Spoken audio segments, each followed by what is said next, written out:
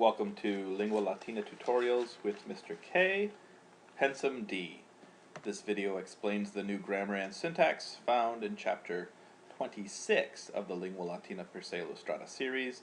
It is meant to accompany the Latina Disco text available from Focus Bookstore and the Pensum D worksheets available from 50%latin.blogspot.com or christianlanguage.com. Let's get into the text and see the new features. Turn with me to line 4, where you will see, we'll start with line 3, Sira certe rex eos persequi coipit, sed navis tesseis nimis celeris fuit. Sira says, certainly the king began to pursue them, but the ship of Theseus was too fast. Nimis celeris. Celeris here, you see in the margin, is a third declension adjective of 3 endings. Celer, celeris, celere. We've seen adjectives like this before. I think we saw brevis, and which is, except brevis is only of 2 endings. Brevis, brevis, brewe, has brevis, brevis for masculine and feminine. And then, but notice that celer, it starts with masculine celer, feminine celeris, neuter celere. So a fast horse is equus celer, a fast ship, like we have here, navis celeris, and a fast or swift javelin, pilum celere. So if we were going to decline each of these forms, so let's say we're going to take equus celer. We'll start with nominative, accusative. We'll do the Orberg order: nominative, accusative, genitive, dative, ablative. We'd have equus celer, equum celerem, equi celeris, equo celeri, equo celeri.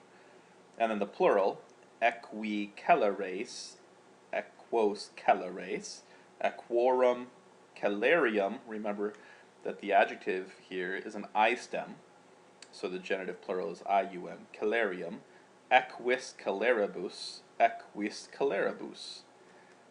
And if we were going to decline the swift javelin, we would have, let's do the swift ship, navis celeris.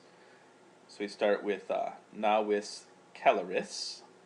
Notice comparing it with the equus celer. Navis celeris, navem celerem, navis celeris, navi celeri, nave celeri. Notice again that the ablative for the ablative singular for adjectives, third declension adjectives, is a long I, so it's nave celeri, by, within, on, from the swift ship. The plural would be naves celeres, again. Navium celerium, because navis and celer are both, and celeris are both I stems. Navibus celeribus, navibus celeribus. And finally, for pilum celere, if we were going to fully decline pilum celere, we would have pilum celere, nominative and accusative the same, because it's neuter. And then pili celeris, of the swift javelin. Pilo celeri. Again, remember the ablative. We have a long I. Pilo celeri. And then the plural, pila celeria. Remember that the neuter declines like Maria, so you end up with ia in the nominative and accusative. Pila celeria, pilorum celerium, pilis celeribus. So there you have the full declension of these 3 noun-adjective combinations for to show the 3 different function or 3 ending what we call an adjective of the third declension, a 3 ending adjective. In line 10, we have another new feature where we see cras tibi narabo de fuga eorum. So tomorrow I will tell you about their flight. And hodie plus temporis ad narrandum non habeo. Today, today I don't have more time to tell you. So notice that ad narrandum here, to tell you, or to tell stories, it's a new form. See here in the margin that ad narrandum is the same as ad narrationem, for a story, ad narrationem. That narrandum takes the place of a noun, or the place of a verbal noun, like the infinitive, narrare. More time, narrare, to narrate. More time, ad narrationem, for a story. This is a new part of speech, or it's not a new part of speech. It's actually a verbal. It's a verbal noun, but it does have a special name. A certain kind of verbal noun. It's called a gerund. In English, we translate these with ing words. So for telling, we use an ing, and or often use an ing word in our translation. The way that we form it is we take our present stem and then add nd plus our ending. So narrand plus, there's only 3 possible endings for a gerund. All of them are neuter endings. They're all singular. And it's either going to be an accusative ending, narrandum, ndum, or it's going to be a genitive ending, ndi, narrandi, of telling, or it's going to be an ablative or dative, narrando, by, within, on, from, telling. So it's active in form. It's important to remember that this is active in form when we get to gerundives, which are the same basic form of word with all the adjective endings, and they are passive in form. So notice that for telling is an active sense. It could take an object for telling a story, although it often doesn't take an object, which we'll see later. Okay, so the next new feature is that same part of speech, that same syntax or same grammatical construction in line 13. Non apportet in media fabula finem narrandi facere. It isn't right in the middle to make an end of telling your story in the middle of your story. To make an end of telling. Finem narrandi. Notice here that a finis narrandi is the same as a finis narrationis. So it's replacing the noun narrationis, the end of the story, at the end of a narration. This is also a gerund. It's the genitive form of the gerund.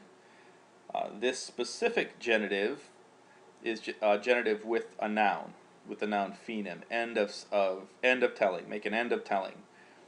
You'll see that there are different kinds of genitive gerunds, and we're going to see another example of a different kind of genitive gerund in line 18. So go ahead to line 18 here, where we have to this Sira said, ergo quoniam tam cupidus es audiendi. So Sira says, therefore, since you are so desirous of hearing, eager to hear. Desirous of hearing or eager to hear, cupidus audiendi, you should recognize this from the previous chapter. It's our objective genitive with cupidus, desiring of this thing. But instead of getting an adjective, we get a gerund. And so desirous of hearing is qui audira cupit, who desires to hear. So if you're going to answer the question of why this is genitive, it's because it's an objective genitive with the adjective cupidus. In line 22, we see another new kind of adjective. Before you saw keller, kelleris, kellere, an adjective of 3 endings. 3 termination adjective. Here we have an adjective audax a single termination adjective, meaning that this adjective, audax, is the same whether it's masculine, feminine, or neuter. So you could have a swift horse, audax equus, a swift ship, audax navis, or a swift javelin, pilum audax. All of them, audax would be the same. So here in this sentence we have quoniam igitur aliae viae clausae erant, ille vir audax per aera effugera constituit. Since therefore the other roads were closed, or had been closed, that bold man decided to escape through the air. Ille vir audax, that bold man. So notice that audax, this single termination adjective, modifies vir here. Now, this is actually an interesting phrase because it's so irregular in form, because you have ille, which is has an irregular declension. You have vir, which is one of those what I call a vamp lamp, one of those nouns, second declension nouns that end in R, and then audax, a third declension single termination adjective. So let's practice declining this. Nominative, accusative, genitive, dative, ablative in that order. Ille vir audax would be the nominative. Illem virum audacem. So illum, illum, virum audacem. Illius viri audacis for the genitive.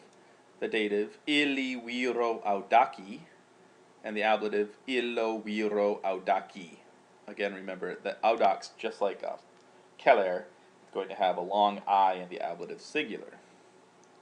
The plural, illi viri audaces, illos viros audaces, illorum virorum audacium, remember the I stem, illis viris audacibus, and illis viris audacibus.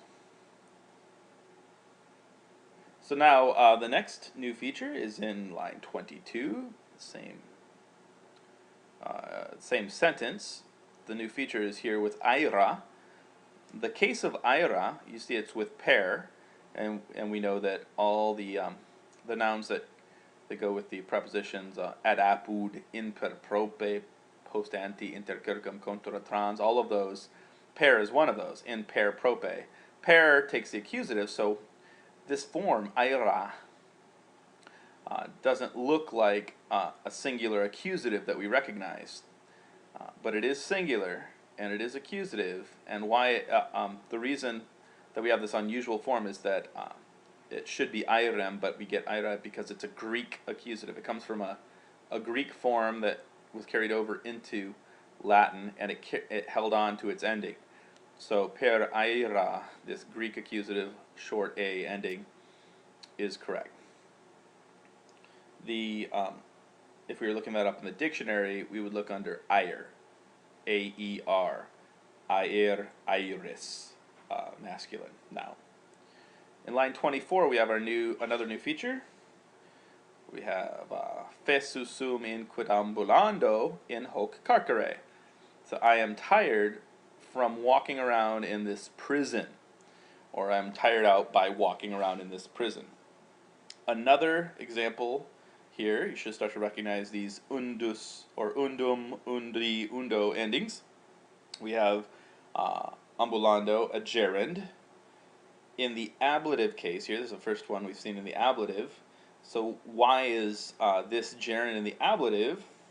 It's an ablative of cause. I'm tired out because of walking. Now these ablative gerunds could also be ablatives of means or instrument. By you could be tired out by something that was actually not just a cause, but be the means, the instrument that caused the tiredness. The next new feature is in line 26, where we have ipsi per nos hinc effugere non possumus, neque quisquam nos infugiendo iuara poterit. So they themselves, or we ourselves, this is the subject, we ourselves are not able to escape from here, per nos, by ourselves, neque quisquam, nor is there anyone, nor will there be anyone able to help us in our escape, in fugiendo, in fleeing. Here we have neque quisquam, which is a form that needs explanation because what you would expect here is et nemo, and nobody will be able to help us. But the Romans, as we've talked about before, hated to put et in front of any kind of a negative statement or a negative word, and so to get around saying et nemo and nobody, they used this construction, neque quisquam, and not anyone. And you could do the same thing for quidquam or quicquam, and not anything, neque quidquam or neque quicquam. The next new feature is in line 77.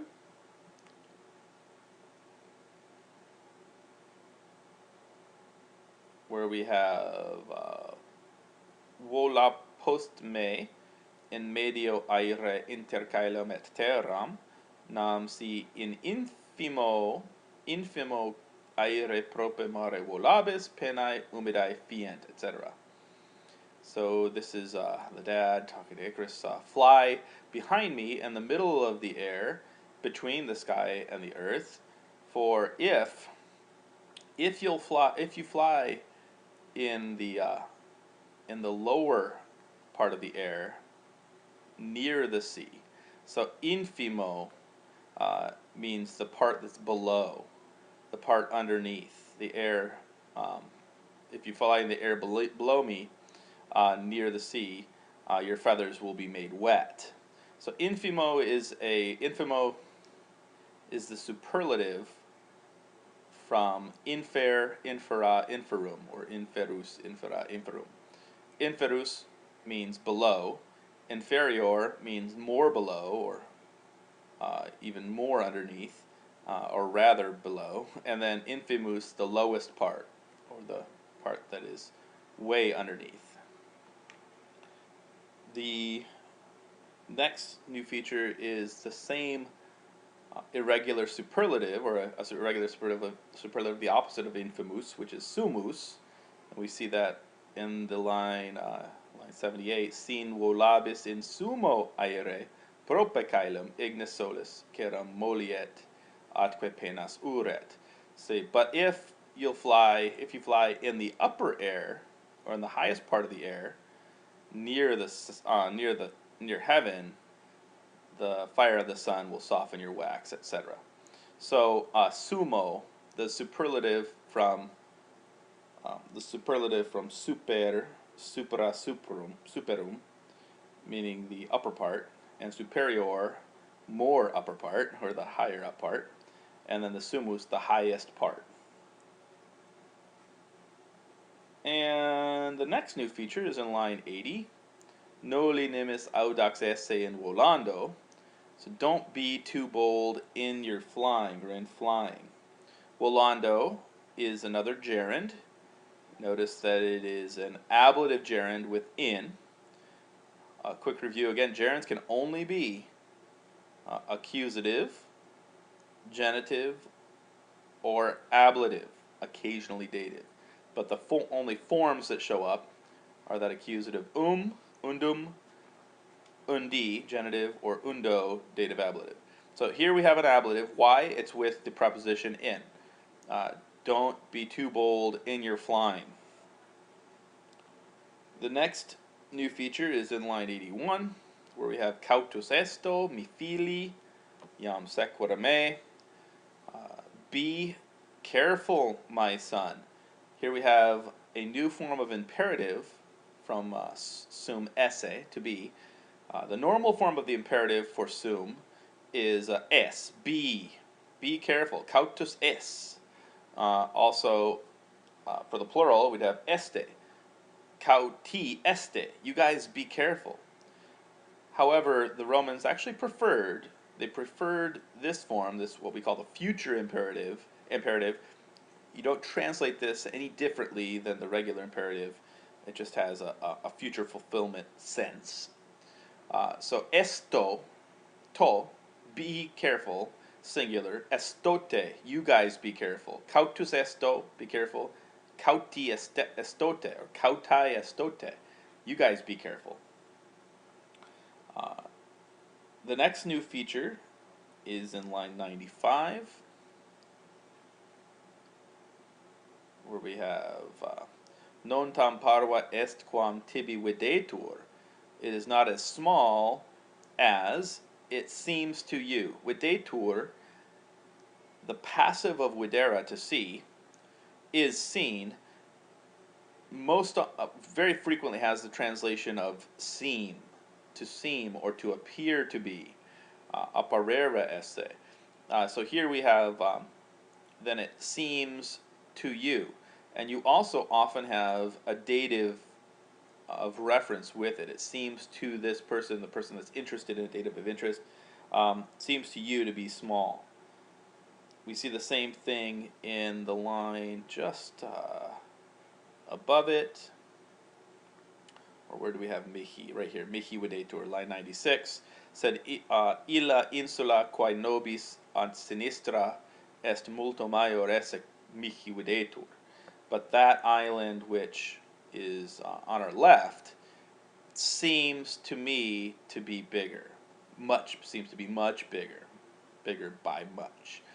So mihi here is another dative with videtur. Seems to me. The last new feature is in line 134.